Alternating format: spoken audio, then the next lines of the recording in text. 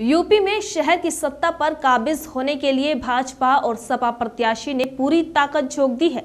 पहले चरण में 4 मई और दूसरे चरण में 10 मई को मतदान होना है। परिणाम 13 मई को घोषित हो जाएंगे। निकाय चुनाव को लेकर यूपी में वार पलटवार का दौर जारी है। भाजपा सपा निकाय चुनाव जीतने के लिए एक दूसरे पर तमाम आरोप लगा रही है। जनपद खीरी में गत वर्ष पूर्व हुए अर्बन बैंक में भर्ती घोटाले की गूंज निकाय चुनाव के सियासी गलियारों में फिर से सुनाई पड़ने लगी है। घोटाला हुआ, हमारी पार्टी के युवा जुझारू साथी रियाजुल्लाह जी ने धरना प्रदर्शन किया था। मैं विश्वास दिलाता हूं सुप्रीम कोर्ट तक जाऊंगा उस घोटाले की जांच कराने के लिए। उस घोटाले को उजागर करके लखीमपुर में रहूंगा।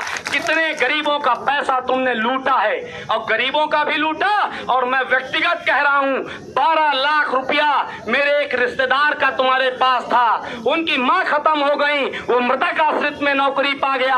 आज तक वो 12 लाख रुपए तुमने नहीं घुमाए।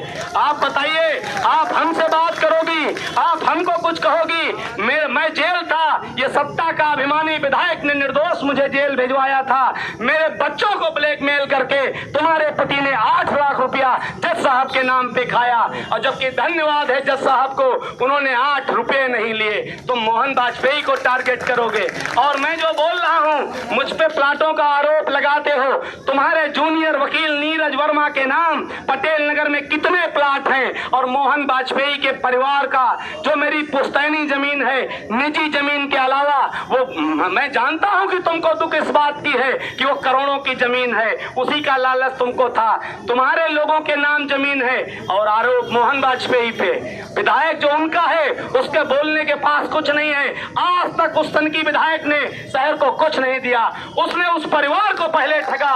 वो हमको बोलता है जिन कौशल किशोर वर्मा जी, आज जहां उनकी पुण्य आत्मा होगी, रोती होगी। जिस परिवार को नाम और पहचान दिया डॉक्टर कौशल किशोर जी ने, उस परिवार के साथ उसने दगा किया। आज भी